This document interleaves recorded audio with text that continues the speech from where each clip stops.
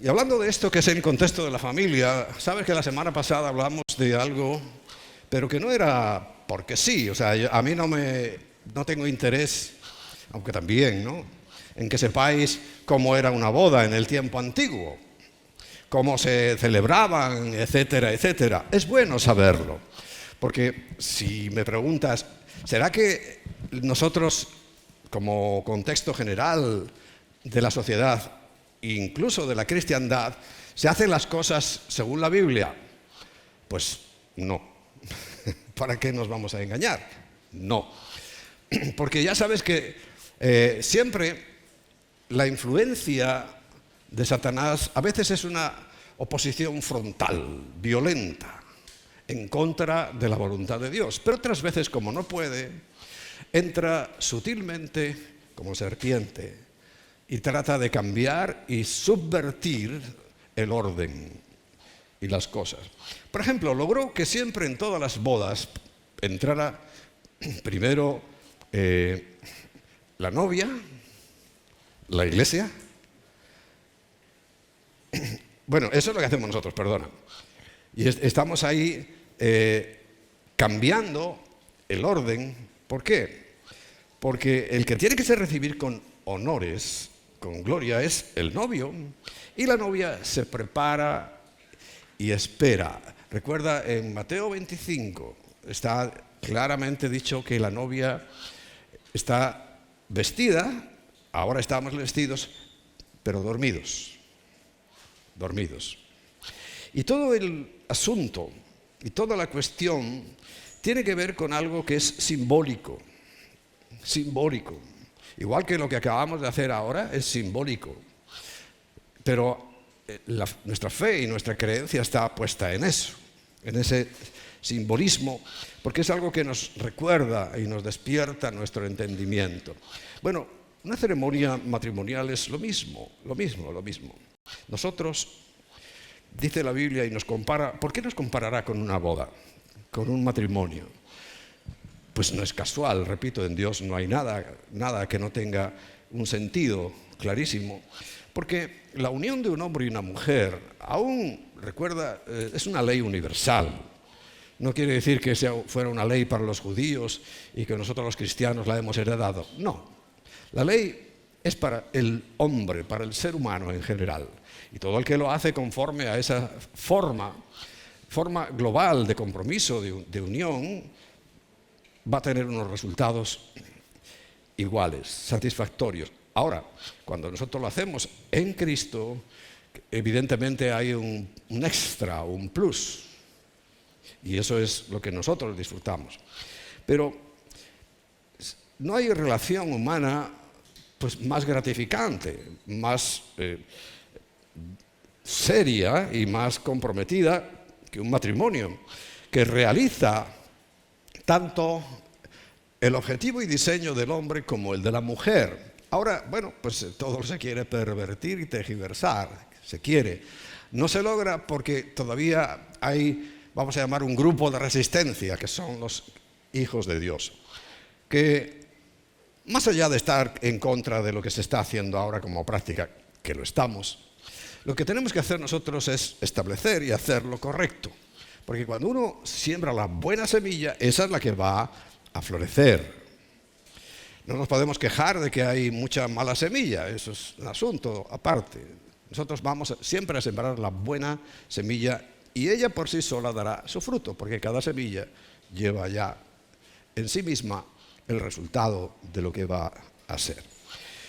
Entonces, por eso lo compara, por eso hay esta analogía, por eso hay este ejemplo de lo que va a ocurrir entre Cristo y nosotros, lo que llamamos la iglesia. Pero recuerda, la iglesia es un término demasiado general, porque a todo se le llama iglesia. Se confunde casi siempre con una organización. Bueno, la mayoría de la gente con un edificio. Vas a cualquier lugar, en cualquier pueblo y preguntas, ¿dónde está la iglesia? Y te van a decir allí. Un edificio, muy bonito normalmente, al menos grandes, ¿no? Pero eso no es la iglesia. Eso es un lugar de reunión que tal vez en algún tiempo había fieles verdaderos que se congregaban allí. Y digo tal vez porque, claro, cuando tú ves que las prácticas son todas contrarias a lo que dice la palabra de Dios, pues bueno, tienes derecho a dudar de que allí realmente se esté honrando a Dios. Ahora bien, esa analogía a nosotros nos tiene que dar la idea y la preparación, porque como lo vimos ahí en Mateo 25, pues todas tenían que estar y estaban preparadas, arregladas, con sus lámparas encendidas. Calificándolo históricamente, pues que no es un privilegio, pero vamos, es algo real que nosotros hemos visto como, al menos yo, que ya llevo pues muchos años de cristiano, se ha ido apagando esa luz. Se apagó. Para muchos se ha apagado. Entonces, quizá por eso hay tanta... Claro, se apaga la luz y la oscuridad es inevitable, ¿no? Porque sabéis, y lo recuerdo, porque algunos creen que las tinieblas avanzan. No. La luz retrocede. Si ahora mismo quitamos la luz de este lugar y lo aislamos bien, ¿qué hay? Tinieblas. Pero no tenemos un botón que encienda las tinieblas, simplemente tenemos un botón que apaga la luz. Y eso es lo que está pasando. Entonces vemos, bueno, hay X miles o millones de cristianos, pero ¿por qué avanzan las tinieblas si está la luz ahí? Pues tendremos que examinar si estamos dando luz. Porque a lo mejor no. Recuerdo la semana pasada una de las quejas que tenía el Señor, que está en Mateo capítulo 7, versículo 21 en adelante, y es que muchos cristianos, está hablando de cristianos, porque, claro, el contexto es que está, yo creo que se define por sí mismo, ¿no? Mateo 7, 21, mira, que no son los incrédulos, como algunos pueden pensar, no son los malvados, no, porque los incrédulos y los malvados no hacen las cosas que aquí dice. Y dice, no todo el que me dice Señor, Señor. La gente ahí en tu trabajo llega todas las mañanas y dice, Señor, Señor. Dímelo, que a lo mejor yo, como hace ya unos años que no estoy en el mundo laboral, la gente llega por las mañanas y dice, Señor, Señor. No. O sea, que no está hablando del común. Está hablando de cristianos que dicen Señor, Señor. Y dice que no todo el que dice Señor, Señor de los cristianos entrará en el reino de los cielos. ¿Recuerda cuál era la primera premisa de la semana pasada? Era que en Mateo 25 dice, por medio de una parábola, que eso va a ser el reino de los cielos. Así se va a iniciar el periodo que cambiará bruscamente la historia de la humanidad. Pero dice que no entrarán en el reino de los cielos solamente por decir Señor, Señor, sino el que hace la voluntad de mi Padre que está en los cielos. La voluntad del Padre, pues ¿cuál será? Bueno, es evidente, ¿no? Hay cosas que nosotros sabemos y no hace falta ser muy instruido ni doctorado para saber que la voluntad de Dios mayoritariamente es la salvación de los hombres. El mayor esfuerzo visible que Dios ha hecho es para salvarnos.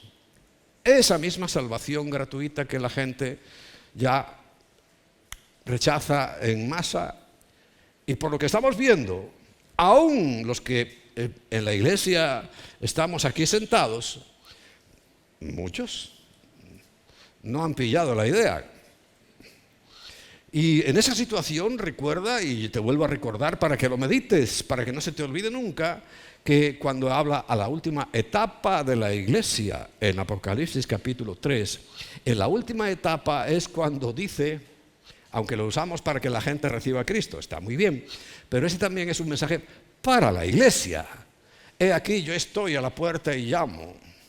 Y si alguno oye mi voz, aquí ya sí cambia a algo personal, y abre, no está hablando ya de la iglesia, como que ya dijo el Señor, esto es imposible. Ahora habla de personas, como siempre fueron las personas las que componen la iglesia. Y dice, si alguno abre la puerta, su vida, Dice, yo entraré a él. No dice a ella, a la iglesia, no, a él, a la persona. Y habrá esa comunión íntima que nos recuerda también las bodas del Cordero. Y cenaremos juntos y habrá ese encuentro.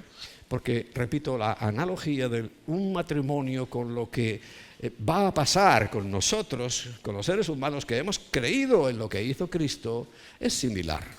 Una extrema confianza, una extrema unión,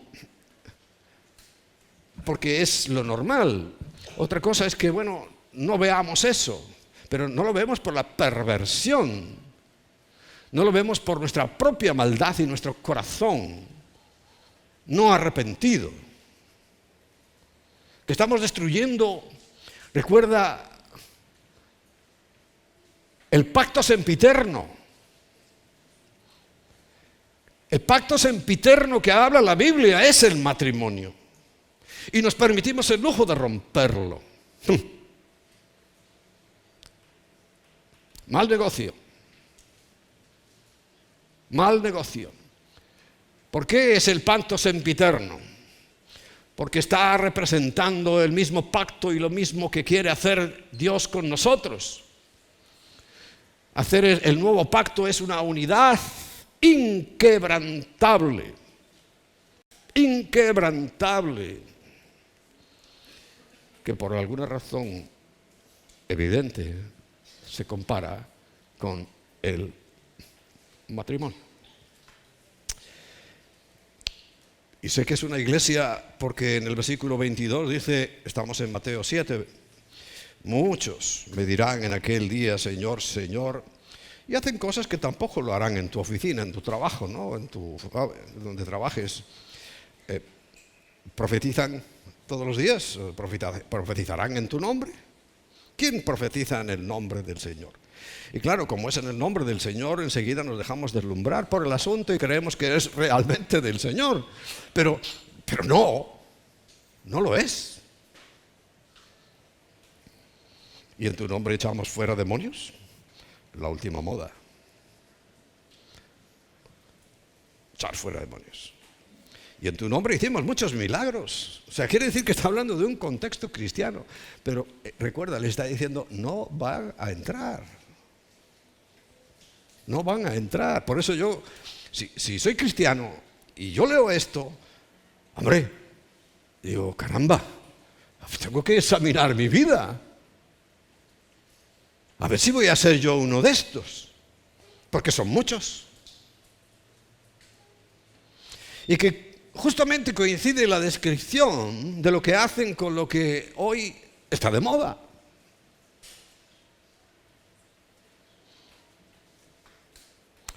Y entonces les declararé, nunca os conocí, o sea, nunca le recibieron, nunca hubo esa intimidad comparada con el matrimonio, nunca.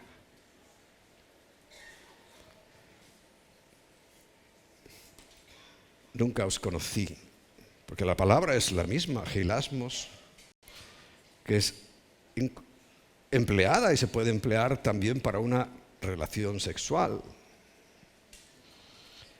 Y le dice, apartaos de mí, hacedores de maldad.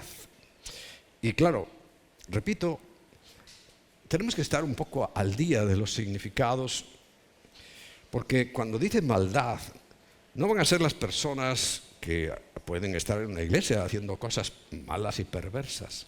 Es que el concepto bíblico, que claro, para estar en el Antiguo, entender desde el Antiguo Testamento, que no es antiguo, es desde hoy, es vigente, tenemos que entender qué significan las palabras en original. De esto ya he hablado en semanas anteriores. Entonces, cuando habla de bien y de mal, no está hablando de que uno sea un criminal que ha matado a no sé cuántos y otro, el bueno es el que no ha hecho nada de eso. No, ese concepto es nuestro, es humano, es de aquí. Y es el que más está en nuestra mente y en nuestro corazón. Por eso hablamos y vemos gente sin Cristo y le decimos, qué buena persona es, sin Cristo. Porque no hace nada malo. pero malo según el concepto de nosotros. Pero es que la palabra malo en el concepto bíblico y por lo tanto en el corazón de Dios es hacerlo mal. Hacerlo mal. ¿Cómo yo hago mal las cosas? Pues mira, te voy a hacer una demostración. En vez de echar el agua dentro del vaso, lo echo fuera. Estoy haciéndolo mal. No es una maldad, no es una crueldad lo que estoy cometiendo, simplemente lo estoy haciendo mal. Eso es lo que significa. Por eso cuando dice hacedores de maldad, está diciendo lo hacemos mal. Y no hace, por eso insiste en la voluntad de Dios. Entonces, ¿cuál es el concepto, la diferencia? El que hace la voluntad de Dios, ese lo hace bien. Llamamos hacer el bien, sí, pero es hacerlo bien. Y el que no hace la voluntad de Dios, lo hace mal. Por muy cara de buena persona y su conducta sea impecable, no estamos hablando de eso. Porque si habláramos de eso, entonces, como dice Pablo, por demás murió Cristo. Para nada. Si yo con mis acciones, con mi carita de buena persona me voy a ir al cielo porque todavía no he matado a nadie, ni he asaltado ningún banco, ni ninguna tienda. Yo no voy a la panadería y le pongo un cuchillo al panadero para que me dé el pan. Yo no hago esas cosas. Entonces me voy a ir al cielo. Eso es lo que mucha gente cree. Pero el concepto claro es o lo haces bien o lo haces mal. Porque está hablando de iglesia. Ni siquiera esas buenas personas hacen lo que aquí está describiendo. Ni profetizan, ni echan fuera demonios, ni hacen milagros. Y ahí está llegando a un punto donde ya dice, mira, entiéndelo, es que hay tanta gente que se ha disfrazado, pero Dios dice, a mí no me engañan. Engañarán a muchos, pero dice el Señor, a mí no. Y cuando vengan a presentarse sorprendidos y les diga, fuera. ¿Recuerda 5 vírgenes prudentes y 5 insensatas? Las 5 prudentes entraron. No dice que fueran buenas, no dice que fueran excelentes en lo que hacían. Es más, no habla nada de lo que hacían. Y cuando habla de lo que hacían todas lo mismo. Estar vestiditas, estar preparadas, tener su lamparita, o sea, su Biblia, todo listo. Pero hacían lo mismo. Pero Dios no estaba valorando lo que hacían, sino que estaba valorando lo que tenían. ¿Y cuál era la diferencia? El aceite. Por eso estamos tan manipulados en nuestra mente, aún los cristianos, que todavía estamos pensando qué es lo que yo hago, que lo que hacemos es lo que tiene mérito. Y te puedo decir que no tiene ningún valor. No te equivoques, lo tiene para la recompensa. Para los cristianos tiene valor en recompensa, pero para entrar al cielo, nada. Cero absoluto. Pero como estamos tan mentalizados, o sea, tan manipulados por el humanismo, por ejemplo, recuerda las semillas, fariseos, saduceos, herodianos, todo eso ha manipulado, porque esas semillas se han plantado también en el corazón y se han plantado en la iglesia de Cristo. Pues entonces atribuyen a las obras propias algún mérito salvífico. No estoy, porque te repito, claro que tú lo hagas será recompensado, pero una vez que ya estemos allí. Pero mientras tanto, tenemos que tener bien claro y ser totalmente conscientes de que todo lo que podamos nosotros aportar es creer lo que hizo Cristo. Y te voy a decir algo, hasta eso también es un regalo de parte de Dios. Porque recuerda que el fruto del Espíritu, la última parte, ¿cuál era? Fe, mansedumbre y templanza. Fe. Es un regalo. Claro, hay una fe como hablé unas semanas atrás, que es necesaria, es puntual, crítica, la de entrar por la puerta. Pero luego necesitamos caminar por el camino estrecho. ¿Recuerdas? Hace 2 semanas que hablé de eso. Y para ambos necesitamos fe. No es que sean distintas, pero hay una que es crítica momentánea, instantánea, y luego tenemos la fe para caminar, que es así que hay que irla desarrollando. Y cada vez que nos enfrentamos con un nuevo reto, y cada vez que vamos avanzando en nuestra fe, ¿qué significa eso? En creerle realmente a Dios. Y le vamos creyendo más y más. Eso mismo, Él nos está regalando eso porque es fruto del Espíritu. Nadie puede decir, no, yo es que tengo mucha fe. Si tú tienes algo es porque lo has recibido, porque te ha sido dado. No lo olvides. Eso es hacer la voluntad de Dios. Quiere decir, eso es hacerlo bien. Lo contrario es hacerlo mal, comparable con la maldad más grande que te puedas imaginar. A efectos de salvación es lo mismo. Lo mismo. No hay diferencia en el corazón de Dios.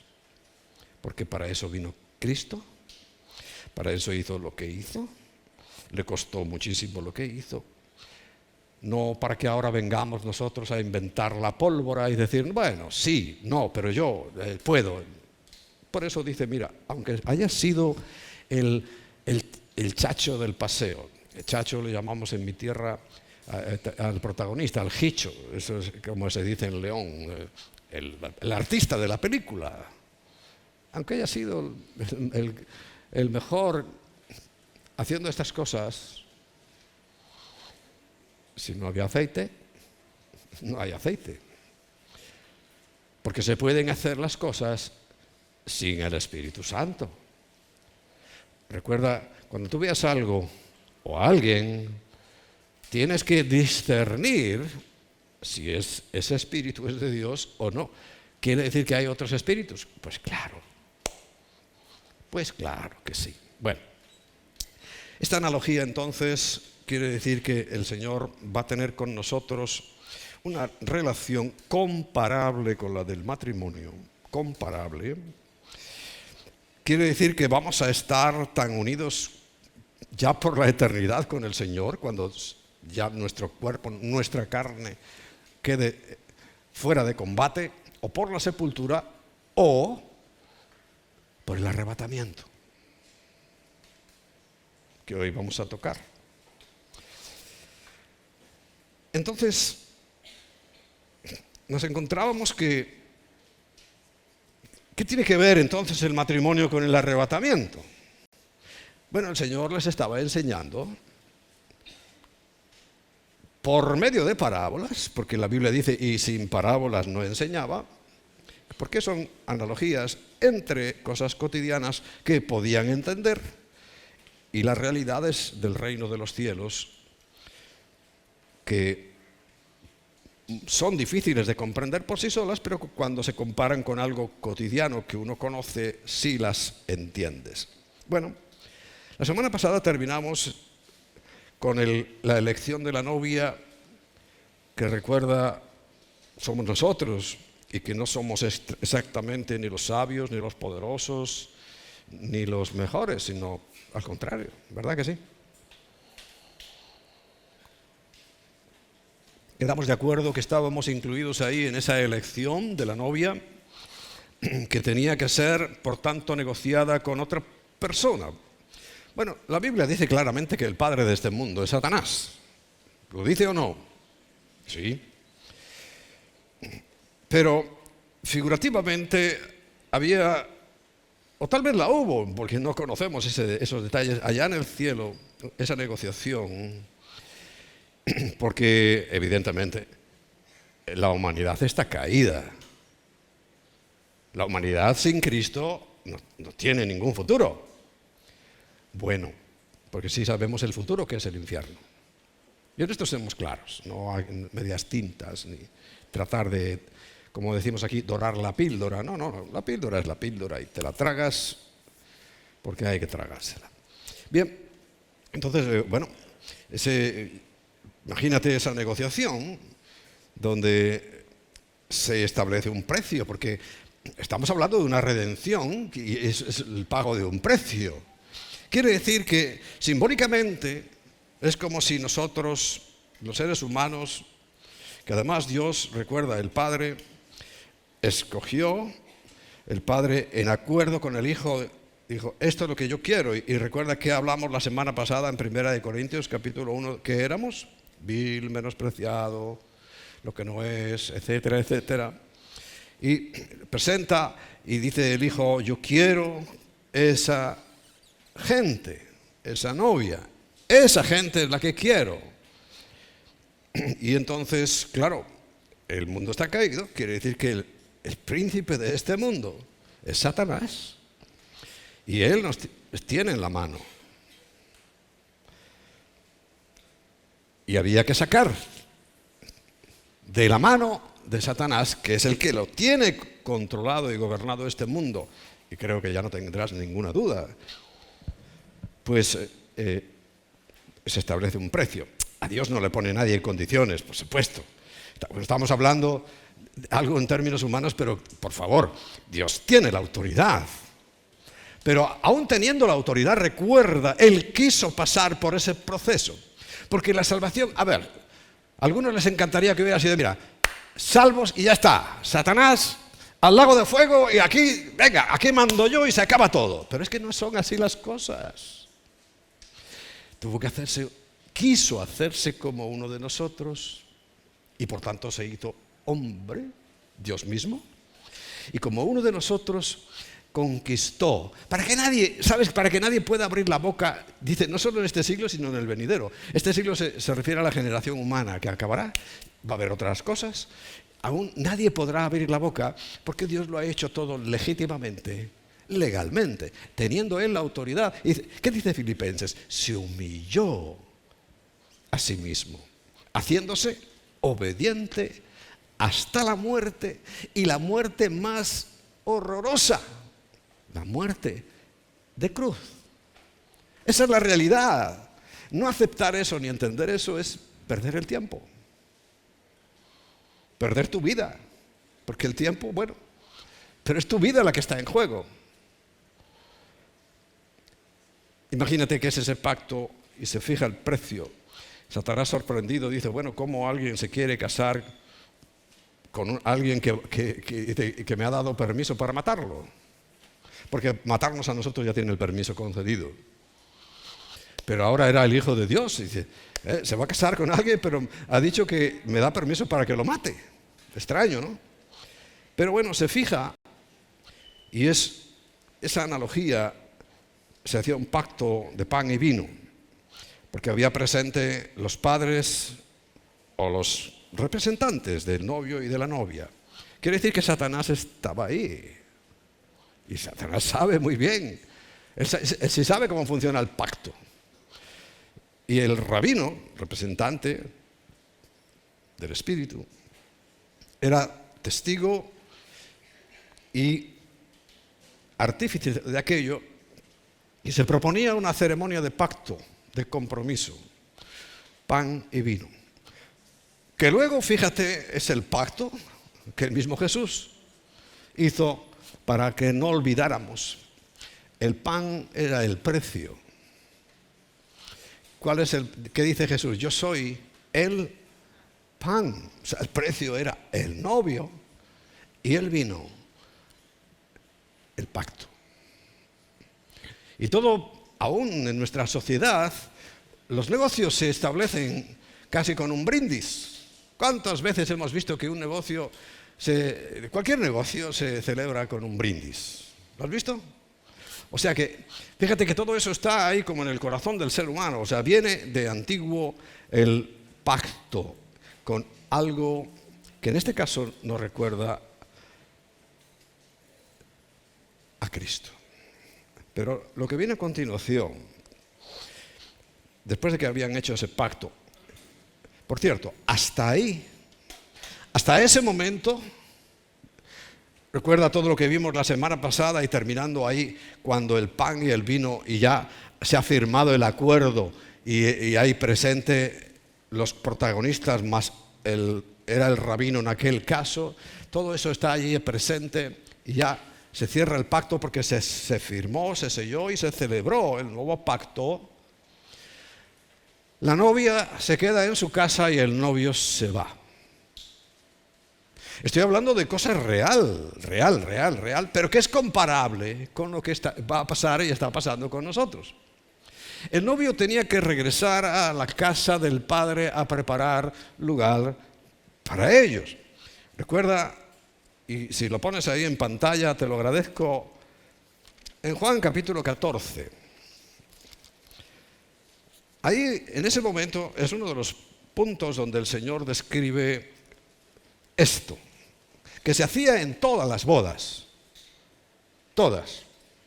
Después del pacto, la novia en su casa y el novio a preparar la vivienda donde disfrutaría del matrimonio. Por cierto, ya deja de comer cuentos y pamplinas. Esto se llama desposorio. Ahí termina la primera parte del matrimonio que se llama desposorio. Por eso cuando la Biblia lees, y estando José desposado con María, estaba en ese punto. El rabino había certificado el asunto, se había acordado el precio, la novia se quedaba en su casita y el José a buscarse la vida, porque en un plazo, por costumbre, de un año, volvían otra vez para hacer la boda de verdad. Esto era así. Por eso el Señor lo compara en ese momento. Y tenemos que retraernos a 2000 años atrás cómo se hacían las cosas para poder entender nuestro presente. Entonces, bueno, nosotros estamos desposados con Cristo. Por eso dice, somos la esposa de Cristo. ¿Por qué? Porque hemos firmado el contrato. Se hace firmar algo que se llama ketubá en hebreo, que es lo que está escrito. ¿Pero qué es lo que está escrito en nuestro contrato? Bueno, algunos lo tienen entre sus manos, otros en su teléfono y otros en la pantalla esta que está detrás de mí. La Biblia. La Biblia es el contrato. Y lo hemos aceptado, por tanto, ya estamos comprometidos. Por tanto, qué extraño que estando desposados, María se quedara embarazada. Una de dos, o José era un promiscuo y no pudo esperar al día de la boda, porque recuerda que en la boda judía se comprobaba la virginidad de la novia. Y no pudo esperar, y como hoy, en la mayoría de los casos, dice, bueno, si nos vamos a casar, ya, bueno, dejó embarazada a María, esa es una posibilidad, pero claro, la sorpresa que él se llevó es que no había pasado eso y estaba embarazada. Hasta que el ángel le dice, tranquilo José, eso es de Dios. Y él, calladito, empezó a trabajar en ese plan. Se fue a Nazaret para que la gente no tuviera que chismear nada. Se fue a Nazaret a pasar su embarazo. Pero qué casualidad, que Dios le dice, no, ven para acá. Y cuando va a nacer justo, tiene que volver a su tierra y nace en Belén, porque José era de Belén. Otro cuento, que ni había pensiones, ni hoteles, ni nada parecido. Él simplemente iba a la casa de su familia y no había sitio en la casa de su familia. ¿Recuerda lo de la catáloma y todo eso? ¿Cuántos tomaron nota? Oye, hay algunos que tomáis nota de maravilla. El otro día vino a preguntarme algo una persona, una mujer, y yo veo las notas y me dio vergüenza. Digo, caramba, ya quisiera hacer yo un resumen así, aunque sea de mi predicación. Qué bien hecho, qué letra tan bonita. Te felicito. No te veo por ahí, pero te felicito. Bien. Cuento tras cuento tras cuento. El caso es que se interrumpía el desposorio, como ya estaba firmado el contrato, ya estaba fijado el precio, todo eso, o sea, esa mujer y además el suegro, te lo digo como anécdota, ¿no? El padre de la novia tenía que cuidarla muy bien, porque si la novia le era infiel en ese periodo, ¿sabes lo que ocurría? Tenía que devolverle 4 veces el precio pactado. 4 veces. O sea que si le había dado 400 ovejas, tenía que devolverle 1.200, 1.600, no sé cuánto. 1.600 ovejas. Entonces, claro, la encerraba en casa. Y dijo, niña, tú no sales de aquí, porque eres la ruina. En vez de recibir yo 400 ovejas, no solamente no las voy a recibir, sino que tengo que pagar 1.600. Muy fuerte el asunto. Bueno, eso es anecdótico. Pero recuerda, la Biblia habla de las arras del Espíritu, porque esas son arras. Y además arras penitenciarias. Si alguno está comprando un piso o algo, habrá visto que el contrato que primero tienes que firmar es el de las arras y normalmente son penitenciarias. Quiere decir que tienen pena aparejada. Si tú no cumples, pagas. Y si el que te vende no cumple, paga, en este caso, 4 veces. ¡Uf! Tremendo, ¿no?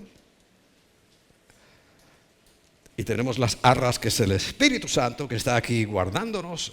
Y Él es el que está realmente cuidando nuestro corazón para que en el momento del rapto, que lo vamos a ver que sí es bíblico, podamos estar con el Señor para siempre. Bueno, terminado ese punto, el novio regresa y prepara la casa. Juan capítulo 14, versículos 1 en adelante. Dice, no se turbe vuestro corazón, creéis en Dios, dice, creed también en mí.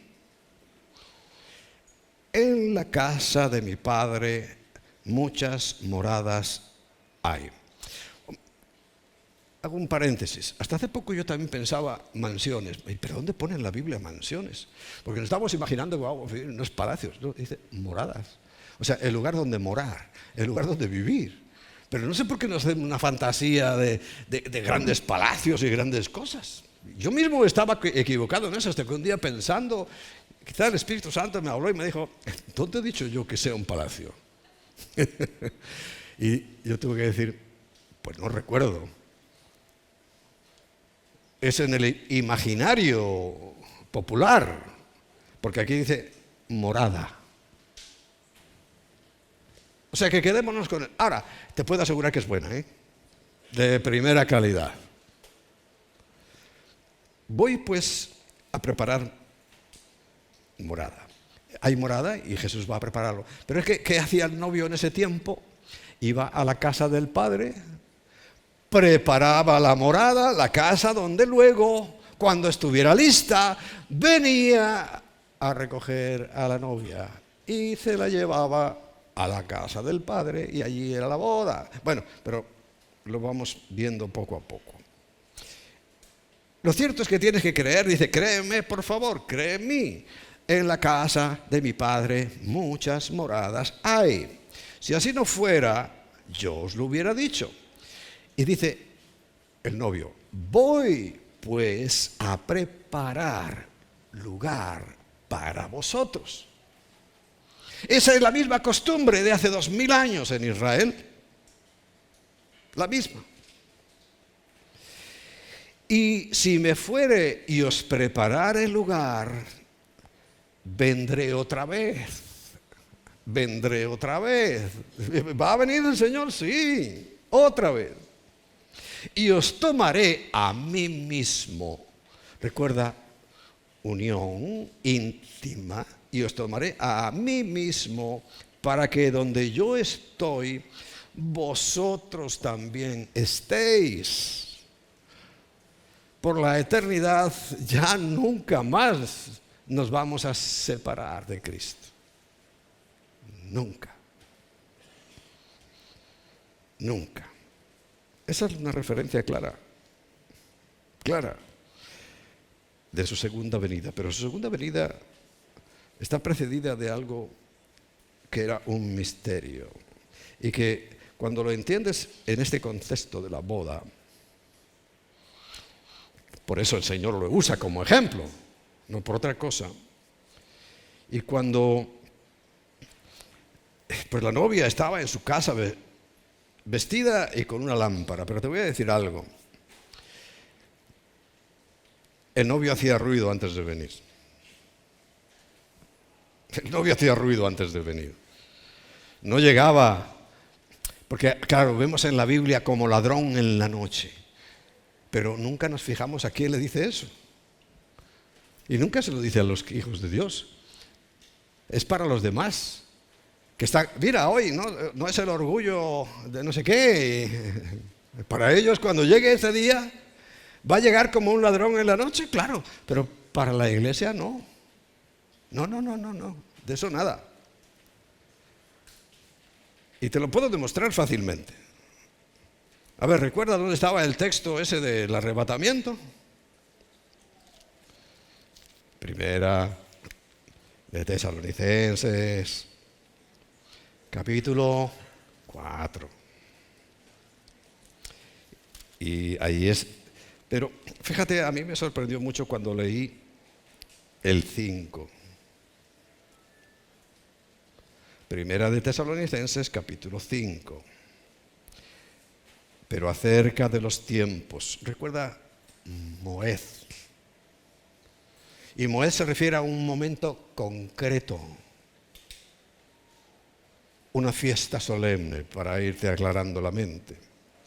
Y las ocasiones. Esto está diciendo, son tiempos concretos, señalados.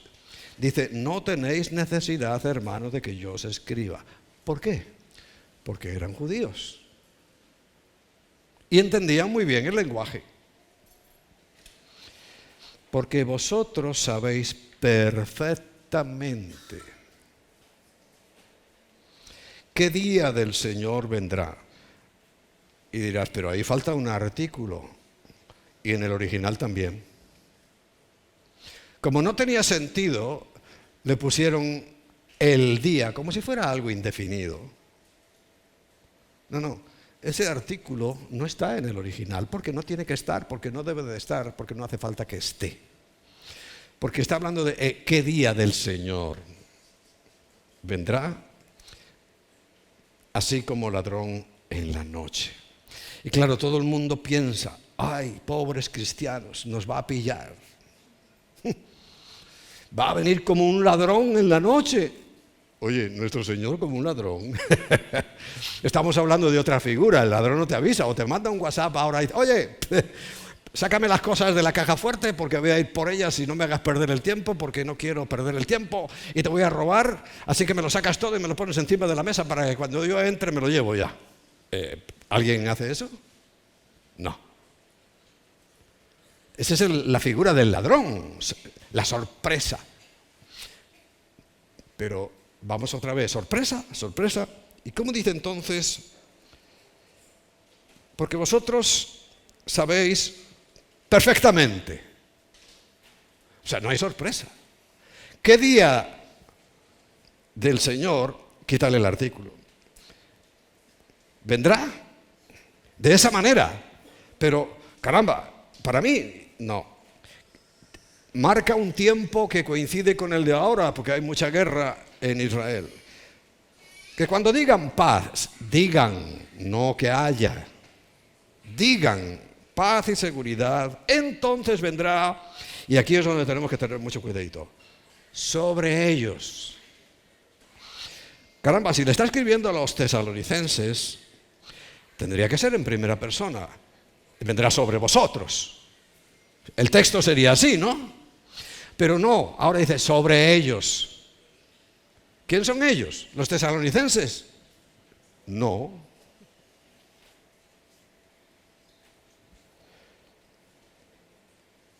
Destrucción repentina, como ladrón. ¡Pah!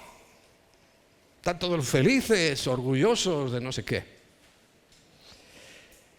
Como los dolores de la mujer encinta, y además dice, y no escaparán. Pero en el versículo 4 cambia otra vez a lo natural de la carta. Más vosotros, ¿ahora quién? Los tesalonicenses y nosotros. Más vosotros, vuelve a la primera persona, a la persona que se está dirigiendo, con la que está hablando, aunque sea por carta. Dice, hermanos, no estáis en tiniebla. Recuerda, la tiniebla no es un interruptor que encienda la tiniebla, sino que es uno que apaga la luz. Y dice, vosotros no estáis en tinieblas para que aquel día os sorprenda como ladrón. Porque nosotros no es eso. Lo del ladrón no es la iglesia de Jesucristo. No es eso. Eso no está hecho para ti ni para mí. Está dicho para ellos. ¿Quién son ellos? El resto. Los que no creen. Los que no quieren saber. Los que están en sus asuntos. Alejándose de Dios. Orgullosos de decirle a Dios, ¿ves? Tú hiciste un diseño, pero nosotros tenemos este otro. Y es el que está imperando. Hemos logrado que en la mayoría de los países se haga ley. ¿Ves, Dios? No sabe lo que hace. No sabe. Porque vosotros sois hijos de luz e hijos del día. No somos de la noche ni de las tinieblas. Por tanto, dice, no durmamos como los demás, sino velemos y seamos sobrios. Sobrios. Pues los que duermen de noche duermen, y los que se embriagan de noche se embriagan, o sea, en la oscuridad. En la oscuridad, recuerda este término, oscuridad. Porque ahí es justo cuando viene el novio, en la boda. Pero nosotros, dice, tenemos que ser sobrios, somos del día, seamos sobrios, dice, habiéndonos vestido con la coraza de fe y de amor, con la esperanza del yelmo de la salvación. Recuerda, los Efesios, el capítulo 6, se lo describe bien todo lo que es la armadura de Dios. Todo. Y nos avisa, pues no nos ha puesto Dios para ira, sino para alcanzar salvación por medio de nuestro Señor Jesucristo, no por ti, no por tus méritos. ¿Está claro? Ese es el arrebatamiento. Ese es el momento que está tipificado en este costumbre real de las bodas bíblicas que el Señor, repito, emplea para que lo entiendan y que nosotros entendemos también, y que la Iglesia, no la mayoría, por supuesto, sino en un número determinado, estamos esperando que el novio venga por nosotros. ¿Lo vas entendiendo ahora cuál es la figura? En el momento que tú recibiste a Cristo estás desposado. Tenemos un periodo, algunos 2000 años, algunos a lo mejor recibes a Cristo hoy y te queda muy poquito, de verdad. Pero da lo mismo. ¿Recuerdas la parábola de los salarios? Da lo mismo que seas hace 30 años, 40 años cristiano, da lo mismo.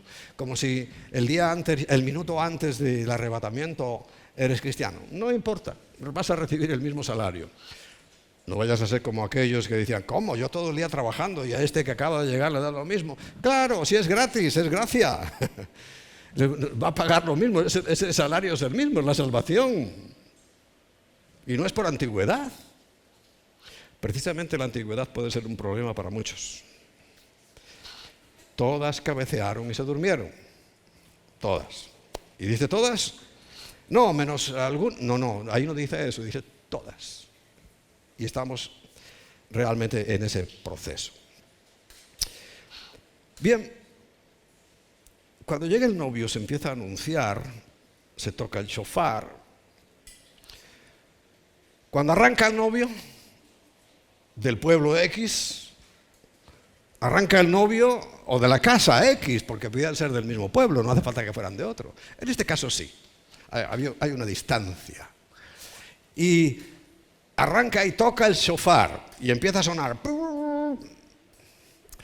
Según la costumbre y a lo que se refiere, eran 100 toques de shofar, que justamente es lo que se hace en el Yom Teruah, el día de las trompetas.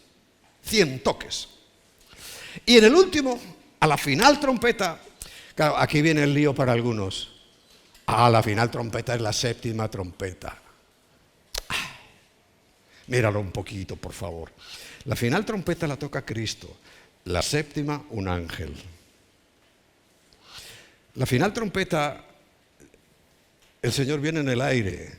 En la séptima trompeta viene y pone sus pies sobre la tierra. El monte de los olivos que se parte en dos, todo eso ya sabéis, ¿no? O sea, las diferencias son notables, pero claro, habrá muchos, y como estamos por internet, ¿no?, dirán, no, la final trompeta es la séptima trompeta. No. Una cosa es la última, el concepto hebreo, la última, y otra la final trompeta. Después de los 100 toques, el último toque, que es el toque final, es ¡pum!, cuando ya el novio se presentaba. Y ahí viene lo que nos hacemos en la ceremonia. La novia sale a recibirle. A ver, vamos al capítulo 4 de Primera de Tesalonicenses. Tampoco queremos, hermanos, que ignoréis acerca de los que duermen o de los que se han muerto, para que no os entristezcáis como los otros que no tienen esperanza, porque para mucha gente incluso están convencidos hoy. Dicen, si esto es lo que hay, no hay más. Bueno, dice, porque si creemos que Jesús murió, recuerda hace poco hablé, nos vamos identificando con Cristo en todo. Él murió y nosotros estamos muertos. Él resucitó y nosotros estamos resucitados. Él ascendió a los cielos, estamos ascendidos y estamos ahora también sentados juntamente con Él en los lugares celestiales. ¿Dice eso la Biblia? Sí. Y es una realidad espiritual para nosotros. Bueno, porque si creemos que Jesús murió y resucitó, así también traerá Dios con Jesús a los que durmieron en Él. Los traerá. No vendrá a buscarlos, a excavar, no, los traerá con Él. Por lo cual os decimos esta palabra del Señor. Es palabra del Señor, no es una idea de Pablo. Que nosotros que vivimos, y esto hoy es una realidad, nosotros que vivimos, que habremos quedado hasta la venida del Señor, el novio buscando a la novia, no precederemos a los que durmieron. O sea, va a haber ahí una pequeña diferencia. En el capítulo 15 de Primera de Corintios, ahí lo aclara, un abrir y cerrar de ojos. Porque el Señor mismo, por favor, mira la séptima trompeta de Apocalipsis. ¿Quién toca la trompeta? Puedes mirarlo ahí si te da curiosidad. Un ángel. Y aquí está diciendo, el Señor mismo, personalmente, Él, el Señor Jesucristo, con voz de mando y con voz de arcángel y con trompeta de Dios. Esta sí es la final trompeta, que no es la última trompeta. Descenderá del cielo y los muertos en Cristo resucitarán primero. O sea, quiere decir que nos vamos a encontrar en un punto intermedio. Recuerda, ahora en las ceremonias de boda que nosotros hacemos se encuentran un poquito antes de llegar al final para hacer una representación de esto, de ese reconocimiento, de ese grito, ahí viene el esposo, que dicen en la realidad. Salid a recibirle. Esa parte es lo que yo durante años no me di cuenta, pero un día leyendo, la novia tiene que salir a recibirle. Y ya establecí que no solamente la novia entra primero. No es el novio el que está ahí en el altar esperando y venga la novia, que venga. Por eso os dije al principio, si es que la mayoría lo hace mal. Pastor, exagera. No exagero, está mal hecho. Mal hecho. Es la novia la que espera al novio. Es la iglesia la que espera a Cristo.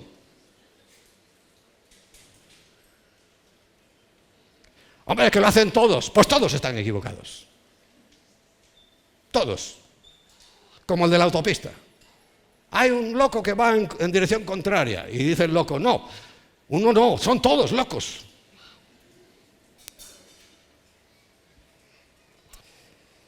Luego dice, descenderá del cielo y los muertos en Cristo resucitarán primero. Luego nosotros, los que vivamos, los que hayamos quedado, seremos arrebatados juntamente con ellos en las nubes para recibir al Señor. No viene, le recibimos en el aire, y así estaremos siempre con el Señor.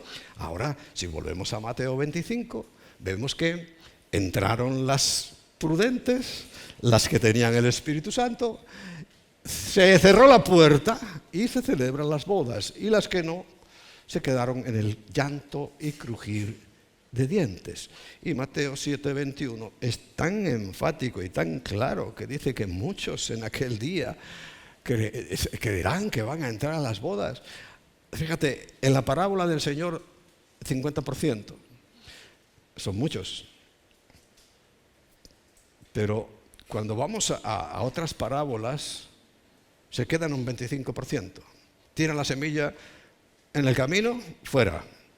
La que creció entre piedras, fuera. La que creció entre espinos, que parecía que sí, pero no. Y recuerda, ¿qué eran los espinos? Los afanes de esta vida. Estar preocupado por esta vida. ¿Qué comeré? ¿Qué beberé? ¿Qué vestiré? ¿Cómo pago esto? ¿Cómo voy al otro? Afanes de esta vida, dice, la ahogaron. Y solo una cuarta parte, 25%, cayó en buena tierra y dio fruto al 30, al 60 y al 100 por uno. Amén. ¿Qué cosas tiene la Biblia? Y cómo el Señor, cuando nos enseña algo, tenemos que aprender. Pero claro, si tú no sabes cómo es una boda hebrea, habrás leído Mateo 25 40 veces, pero no te has enterado. ¿Por qué no sabes de qué está hablando? ¿Hoy ya sabes de qué está hablando? ¿Sí?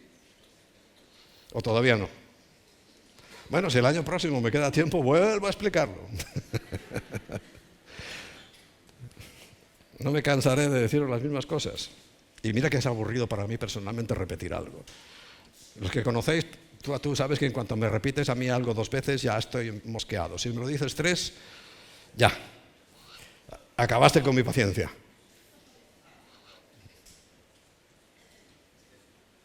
Pero en esto, yo lo digo todos los domingos si queréis, porque no hago mi voluntad sino la de Dios. Bueno, aquí tenemos ya el compendio. Entonces, bueno, sabemos que en Apocalipsis al final se habla de estas bodas, se compara con las bodas, con la cena. Habla, recuerdas, hay una mesa preparada con el nombre de cada uno. O sea, Dios sabe muy bien quiénes son salvos y quiénes no. Una cosa es que lo sepa y otra cosa es que lo quiera. Querer lo quiere para todos, pero Él sabe quién sí y quién no. Porque algunos dicen, no, es que hemos sido elegidos. No te equivoques, todo el mundo ha sido elegido. Lo que pasa es que, claro, a ver, yo sé cuál es el premio, ¿no? Imagínate, hago un sorteo y yo sé cuál es el premio, tú no. Imagínate que por alguna arte adivinatoria sé quién le va a tocar el premio. No ha sido mi voluntad, sino que yo sé a quién le tocó el premio. Bueno, eso es lo que hace el Señor. Él sabe quién dijo quién sí, como la boda. ¿Qué tiene que hacer la novia? Sí, quiero. Porque el novio está clarísimo que quiere. Pagó el precio ya. Y la novia tenemos que decir, sí, quiero. Y además siempre habla de decirlo. Porque cuando habla de salvación dice, sí, el que creyere en su corazón, o sea, en su interior, en su recogimiento, te puedes ir a un convento de esos, son muy bonitos, por cierto. Confiesa con su boca. Sí, quiero. Ese ya queda desposado, pendiente de este momento, porque cuando llegaba el novio, tocando el shofar, y la gente del pueblo o los de los pueblos asimilados iban gritando de monte en monte, ya viene el esposo, salid a recibirle. Las novias, recuerda ahora en Mateo 25, ves la escena, se arreglan bien, se quitan todo, un poco el vestido y el chesquero a la lámpara, y resulta que 5 no encienden. Qué pena, ¿no? Y sin la lámpara, como era en total oscuridad. En total oscuridad. ¿Y sabes por qué lo sabemos? Pues mira, vamos a Mateo 25.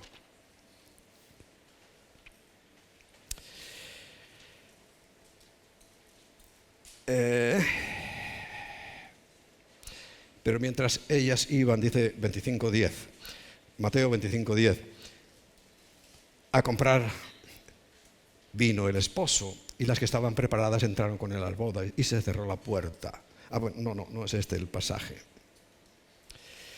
Cuando dice a la media noche. A la media noche. En la más oscura de la humanidad, en el tiempo más oscuro de la humanidad, que es el que estamos viviendo. Ahí es cuando viene el esposo. Versículo 6. A la medianoche. ¿Sabéis que eso es un concepto también informativo? La medianoche es el momento más oscuro. ¿Y estamos cerca del momento más oscuro de la humanidad? ¿Tú qué opinas? Que sí. O sea que estamos tan cerca de la medianoche. Y se refiere a oscuridad. ¿Y por qué hay oscuridad? Porque las lámparas apenas alumbran. ¿Sabes para qué? Para lo mismo que ocurría en aquellas bodas. Cuando salían a recibirle. Recuerda, eran 10. Y el 10 era congregación. Como era a la medianoche, en lo más oscuro. Cuando salían todos a recibir al esposo, con el cual ya se había desposado y comprometido, ¿qué hacía para reconocer cuál era la suya? Había una lámpara que tenía que llevar la novia. Esa lamparita es una lamparita con una lucecita, recuerda la palabra de Dios, alumbra. El mundo deslumbra, te refleja, te ciega, ¿no? La palabra de Dios alumbra. Entonces, ¿qué tenía que hacer? Se levantaba el velo y con la lamparita, esa lucecita, se la ponía cerca de la cara para que el novio la reconociera y viera de las 10, esta es la mía. Según la costumbre gritaba, sí, esta es fulanita, mi amada. El rabino tomaba nota, identificada. Pero es un poco el ejemplo de lo que nos está pasando con nosotros. Si no tenemos algo de luz, el Señor lo sabe todo y lo ve todo. Sí, no me vengas con ese argumento. Pero estamos hablando de algo figurativo. Y es que al no haber luz, imposible reconocer en la oscuridad absoluta quién era y quién no era. ¿Comprendes? Y el Señor sabrá por el Espíritu Santo. Por eso dice, no todos, sino los que hacen la voluntad, los que tienen el Espíritu de Dios. Era tomadas las novias y llevadas a la casa del Padre, donde había ido a preparar lugar. Ya estaba preparado, por eso volvía y se la llevaba. En nuestro caso, ¿dónde nos lleva? Al cielo. Y allí dice claramente, durante 7 años son las bodas. Es celebración, es regocijo, es el momento donde ya el cuerpo ha desaparecido o totalmente cambiado. Léete 1 Corintios 15. Yo no recuerdo que hace poco hablé de ello. 1 Corintios 15, no todos los cuerpos son los mismos cuerpos, no toda carne es la misma carne. Y lo mortal no puede heredar lo inmortal. Quiere decir que vamos a recibir un cuerpo. Y esto no es fantasía, real. Que supere la materia. Como decía Darío Salas, un hombre que era genial, escatólogo, era todo, la verdad, se sabía la Biblia entera de memoria. Dice, vamos a recibir un baño de antimateria. Como Jesús, ¿no? ¿Cómo hizo Jesús para entrar en el aposento alto, cerrado todo? Y allí se presentó. Antimateria. Claro, podremos ir para allá, para acá, antimateria, no hay materia.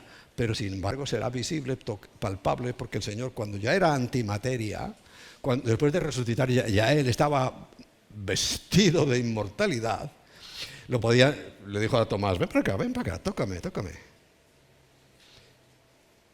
Claro, a Tomás le temblaron las piernas y dijo, no, Señor. Pero se le podía tocar, pero era antimateria, porque de lo mismo que vino, se largó. Ese es el cuerpo que recibiremos. ¿Parece fantasía? No, es al revés, la fantasía fantasea sobre la Biblia. Una realidad bíblica. Bueno, y ya, recuerda, estaremos siempre con Él. Entonces,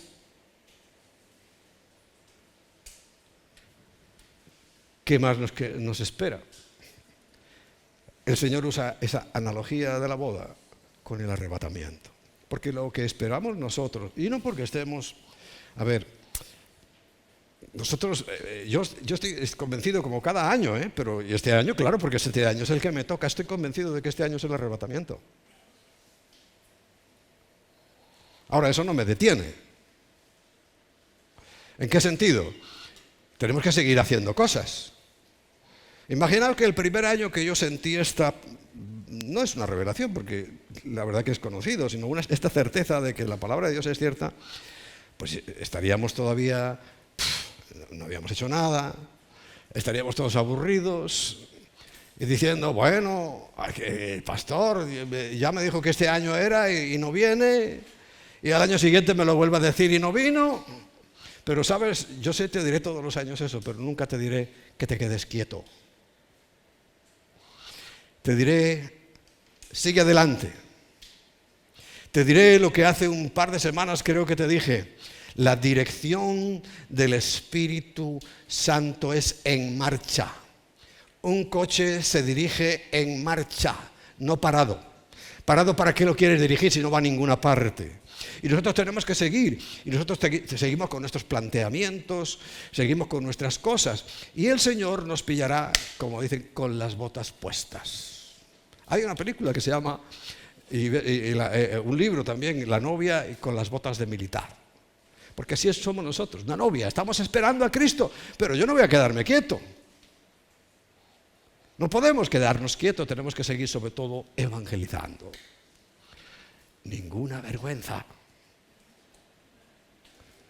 Ninguna. ¿Eso te va a salvar? No. Te va a premiar por la eternidad. No te quepa la menor duda. Bien, esto es el arrebatamiento. ¿Lo ampliaremos? Sí. Pero creo que sabes lo suficiente. Vuelve a leer estos textos y te darás cuenta de que el novio se fue, preparó el lugar y cuando esté listo vendrá y nos llevará a donde Él está. ¿Dónde está Él? En el cielo. ¿Dónde vamos a estar? En el cielo. ¿Hasta cuándo? Por siempre. ¿No vale la pena? ¿No te interesa ese negocio? ¿No te parece un plan de Dios maravilloso? Que además no te cuesta nada. No te cuesta nada. Porque es gratis. Así que deja de luchar contigo mismo. Deja de pelear en tu mente. Bueno, pero es que yo tendré que hacer algo. Para la salvación, nada. Y mira, un ejemplo de salvación que me gusta y lo he usado algunas veces es como cuando alguien se está ahogando, precisamente de nadar. Cuando alguien está ahogándose, no te puedes acercar a él, porque en su desesperación te agarra, te araña y te hunde. Hay que esperar a que esté medio muerto. O bien, llegando a él, hay que meterle un buen puñetazo y entonces lo sacas tranquilamente y lo salvas. Por eso a algunos, ¿será que le están dando un puñetazo del cielo? Bueno, no sé. Pero sí, te pido que nos pongamos en pie, porque hoy salimos para nuestra temporada de campamentos. Pero antes queremos agradecerle a Dios, agradecerle tantas y tantas cosas. Tú mira lo privilegiados. El Señor nos ha dado esta bendición de tener un campamento, un lugar donde recoger a nuestros hijos, donde puedan estar en compañía, cuidados. Claro, no tenemos un niño, un monitor, ¿no? Eso es imposible. Pero sí cuidados, hablándoles todos los días de la palabra de Dios, también cuidando su bienestar, su salud. ¿No es eso una bendición? ¿O prefieres que esté ahí en tu barrio, que no es el de Salamanca precisamente en todos los casos, en la calle con otros muchachos que sin duda solo están pensando en hacer el amor, en drogarse, en hacer esto y lo otro y lo demás allá? Bueno, tenemos ese privilegio. A veces algunos no lo aprovechan bien, pero otros sí. Pero Padre, hoy queremos darte gracias. Somos conscientes de que al calificarnos como tu novia, hemos desposado nuestras vidas contigo. Pero no ha sido un colectivo, sino uno por uno nos hemos ido desposando contigo. Ante este contrato tan beneficioso para nosotros, no hay más remedio que decir sí quiero. Porque tú pagaste el precio y yo solo el beneficio. Yo no tengo que poner nada más que mi fe que tú mismo me das para creer en eso y ya tengo todo absolutamente. Todo. Es un buen negocio para nosotros, Señor. Tan bueno que en la maldad de los hombres y la suspicacia de muchos dicen, eso no puede ser. Y van a perder la bendición más grande que hay en este mundo, que nos llevará a la eternidad para estar siempre contigo. Por eso, Señor, dices que no amemos al mundo ni las cosas que hay en este mundo. Pero sin embargo, tenemos que reconocer que sí amamos al mundo y amamos mucho las cosas que hay en este mundo. Y amamos nuestra casita, nuestro cochecito, nuestro trabajo. Y amamos las cosas que tenemos y poseemos.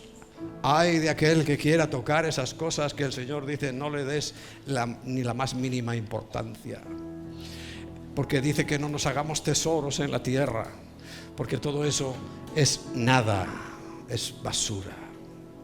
Pablo dijo, una vez que entendió la gracia y nos la explica tan bien en la Biblia, dijo, todo lo que yo he hecho, todos mis méritos, mis años de estudio, porque fue el mejor en su promoción como rabino, era el número 1.